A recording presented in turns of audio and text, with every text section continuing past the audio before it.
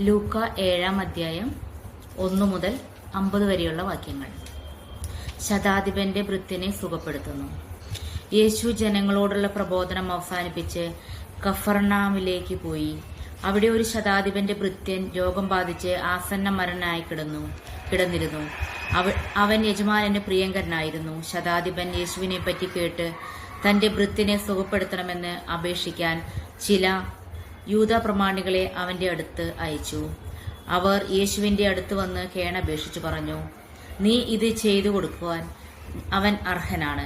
എന്തെന്നാൽ അവൻ നമ്മുടെ ജനത്തെ സ്നേഹിക്കുന്നു. നമുക്കൊരു സിനഗോഗ് പണിയിച്ചു തരികയും ചെയ്തിട്ടുണ്ട്. യേശു അവരോടൊപ്പം പുറപ്പെട്ട് അവൻ വീടിനോടടുക്കാറായപ്പോൾ ആ ശതാധിപൻ തന്റെ സ്നേഹിതന്മാരിൽ ചിലരെ അയച്ച് അവനോട് പറഞ്ഞു, കർത്താവേ, അങ്ങ് ബുദ്ധിമുട്ടേണ്ട. അങ്ങ് എന്റെ വീട്ടിൽ പ്രവേശിക്കാൻ ഞാൻ യോഗ്യനല്ല. അങ്ങയെ നേരിട്ട് സമീപിക്കാൻ പോലും എനിക്ക് യോഗ്യതയില്ല എന്ന് ഞാൻ വിചാരിച്ചു. അങ്ങ് ഒരു വാക്ക് ഉച്ചരിച്ചാൽ മാത്രം മതി, എന്റെ ഭൃത്യൻ സുഖപ്പെട്ടുകൊള്ളും. കാരണം ഞാനും അധികാരത്തിന് കീഴ്പ്പെട്ടവനാണ്. എന്റെ കീഴിലും പടയാളികളുണ്ട്. ഞാൻ ഒരുവനോട് പോവുക എന്ന് പറയുമ്പോൾ അവൻ പോകുന്നു, വേറൊരുവനോട് വരിക എന്ന് പറയുമ്പോൾ അവൻ വരുന്നു. എന്റെ ദാസനോട് ഇത് ചെയ്യുക എന്ന് പറയുമ്പോൾ അവൻ ചെയ്യുന്നു. യേശു ഇത് കേട്ട് അവനെപ്പറ്റി വിസ്മയിച്ചു. തന്നെ അനുഗമിച്ചിരുന്ന ജനക്കൂട്ടത്തിന് നേരെ തിരിഞ്ഞ് അവൻ പറഞ്ഞു, ഞാൻ നിങ്ങളോട് പറയുന്നു, ഇസ്രായേലിൽ പോലും ഇതുപോലുള്ള വിശ്വാസം ഞാൻ കണ്ടിട്ടില്ല. അയക്കപ്പെട്ടവർ തിരിച്ചു ചെന്നപ്പോൾ ആ ഭൃത്യൻ സുഖപ്പെട്ടതായി കണ്ടു. നായീനിലെ വിധവയുടെ മകനെ പുനർജീവിപ്പിക്കുന്നു. അതിനുശേഷം അവൻ നായീൻ എന്ന പട്ടണത്തിലേക്ക് പോയി. ശിഷ്യന്മാരും വലിയൊരു ജനക്കൂട്ടവും അവനെ അനുഗമിച്ചു. അവൻ നഗര കവാടത്തടുത്തെത്തിയപ്പോൾ മരിച്ചുപോയ ഒരുവനെ ചിലർ എടുത്തുകൊണ്ടുവരുന്നത് കണ്ടു. ഒരു വിധവയുടെ ഏകപുത്രനായിരുന്നു അവൻ. പട്ടണത്തിൽ നിന്നും വലിയൊരു ജനക്കൂട്ടവും അവനോടൊപ്പം ഉണ്ടായിരുന്നു. അവളെ കണ്ട് മനസ്സലിഞ്ഞ് കർത്താവ് അവളോട് പറഞ്ഞു, കരയേണ്ട. അവൻ മുന്നോട്ട് വന്ന് ശവമഞ്ചത്തിൽ മേൽ തൊട്ടു. അത് വഹിച്ചിരുന്നവർ നിന്നു. അപ്പോൾ അവൻ പറഞ്ഞു, യുവാവേ, ഞാൻ നിന്നോട് പറയുന്നു, എഴുന്നേൽക്കുക. മരിച്ചവൻ ഉടനെ എഴുന്നേറ്റിരുന്നു. അവൻ സംസാരിക്കാൻ തുടങ്ങി. യേശു അവനെ അമ്മയ്ക്ക് ഏൽപ്പിച്ചു കൊടുത്തു. എല്ലാവരും ഭയപ്പെട്ടു. അവൻ ദൈവത്തെ സ്തുതിച്ചുകൊണ്ട് പറഞ്ഞു, ഒരു വലിയ പ്രവാചകൻ നമ്മുടെ ഇടയിൽ ഉദയം ചെയ്തിരിക്കുന്നു. ദൈവം തന്റെ ജനത്തെ സന്ദർശിച്ചിരിക്കുന്നു. അവനെ പറ്റിയുള്ള ഈ വാർത്ത യൂദയ മുഴുവനും പരിസരങ്ങളിലും പരന്നു. സ്നാപകന്റെ ശിഷ്യന്മാർ യേശുവിനെ സമീപിക്കുന്നു. ഈ സംഭവങ്ങളെപ്പറ്റിയെല്ലാം യോഹന്നാന്റെ ശിഷ്യന്മാർ അവനെ അറിയിച്ചു. അവൻ ശിഷ്യന്മാരിൽ 2 പേരെ വിളിച്ചു, വരാനിരിക്കുന്നവൻ നീ തന്നെയോ, അതോ ഞങ്ങൾ വേറൊരുത്തനെ കാത്തിരിക്കണമോ എന്ന് കർത്താവിനോട് ചോദിക്കാൻ പറഞ്ഞയച്ചു. അവൻ അവന്റെ അടുത്ത് ചെന്ന് പറഞ്ഞു, വരാനിരിക്കുന്നവൻ നീ തന്നെയോ, അതോ ഞങ്ങൾ വേറൊരുത്തിനെ കാത്തിരിക്കണമോ എന്ന് ചോദിക്കാൻ സ്നാപക യോഹന്നാൻ ഞങ്ങളെ നിന്റെ അടുക്കിലേക്ക് അയച്ചിരിക്കുന്നു. അപ്പോൾ യേശു വളരെ പേരെ രോഗങ്ങളിൽ നിന്നും പീഡകളിൽ നിന്നും അശുദ്ധാത്മാക്കളിൽ നിന്നും സുഖപ്പെടുത്തുകയും അനേകം കുരുടന്മാർക്ക് കാഴ്ച കൊടുക്കുകയും ചെയ്തു. അവൻ പറഞ്ഞു, നിങ്ങൾ കാണുകയും കേൾക്കുകയും ചെയ്തതെല്ലാം ചെന്ന് യോഹന്നാനെ അറിയിക്കുക. കുരുടന്മാർ കാണുന്നു, മുടന്തന്മാർ നടക്കുന്നു, കുഷ്ഠരോഗികൾ സുഖപ്പെടുന്നു, ചെകിടർ കേൾക്കുന്നു, മരിച്ചവർ ഉയർപ്പിക്കപ്പെടുന്നു, ദരിദ്രനോട് സുവിശേഷം പ്രസംഗിക്കപ്പെടുന്നു.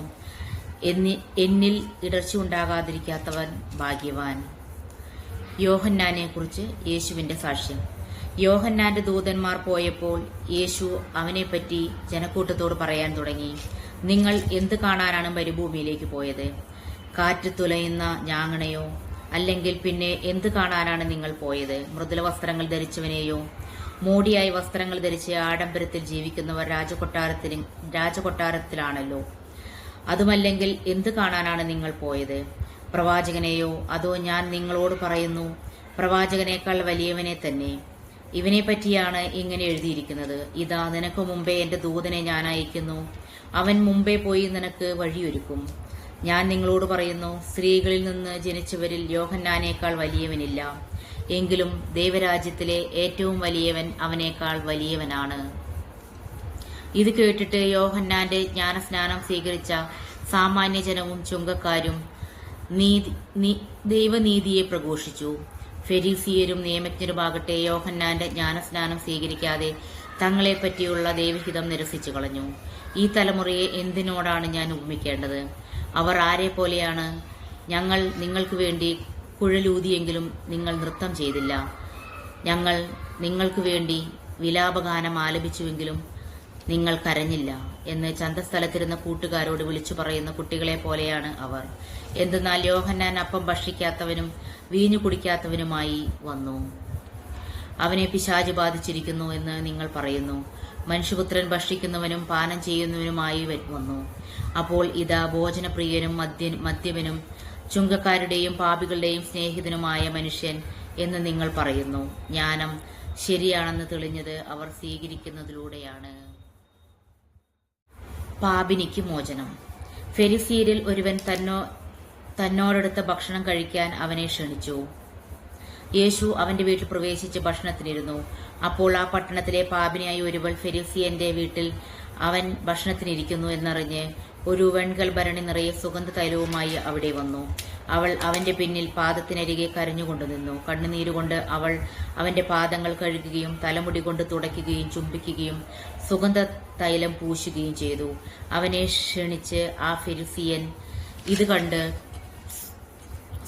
സുഗതമായി പറഞ്ഞു, ഇവൻ പ്രവാചകനാണെങ്കിൽ തന്നെ സ്പർശിക്കുന്ന സ്ത്രീ ആരെന്നും ഏതു തരക്കാരിയെന്നും അറിയുമായിരുന്നു.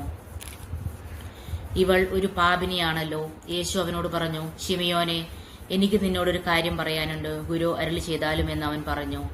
ഒരു ഉത്തമർണന് 2 കടക്കാർ ഉണ്ടായിരുന്നു. ഒരുവൻ 500 മറ്റവൻ 50 ദിനാറയും കടപ്പെട്ടിരുന്നു.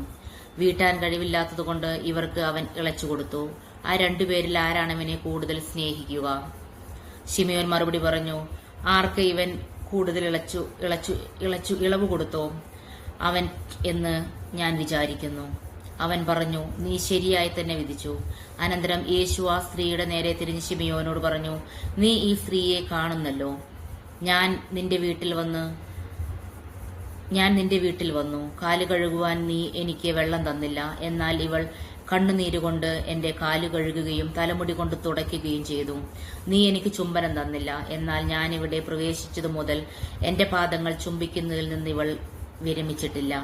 നീ എന്റെ തലയിൽ തൈലം പൂശിയില്ല. ഇവളോ എന്റെ പാദങ്ങളിൽ സുഗന്ധ തൈലം പൂശിയിരിക്കുന്നു. അതിനാൽ ഞാൻ നിന്നോട് പറയുന്നു, ഇവളുടെ നിരവധിയായ പാപങ്ങൾ ക്ഷമിക്കപ്പെട്ടിരിക്കുന്നു. എന്തെന്നാൽ ഇവൾ അധികം സ്നേഹിച്ചു. ആരോട് അല്പം ക്ഷമിക്കപ്പെടുന്നുവോ അവൻ അല്പം സ്നേഹിക്കുന്നു. അവൻ അവളോട് പറഞ്ഞു, നിന്റെ പാപങ്ങൾ ക്ഷമിക്കപ്പെട്ടിരിക്കുന്നു. അവനോടുകൂടെ പന്തിയിലിരുന്നവർ പരസ്പരം പറയാൻ തുടങ്ങി, പാപങ്ങൾ ക്ഷമിക്കുക പോലും ചെയ്യുന്ന ഇവൻ ആരാണ്? അവൻ അവളോട് പറഞ്ഞു, നിന്റെ വിശ്വാസം നിന്നെ രക്ഷിച്ചിരിക്കുന്നു. സമാധാനത്തോടെ പോവുക. ദൈവമേ, സ്തുതി നിനക്ക് യോഗ്യമാവുന്നു. ബാറയ്ക്കുമോർ.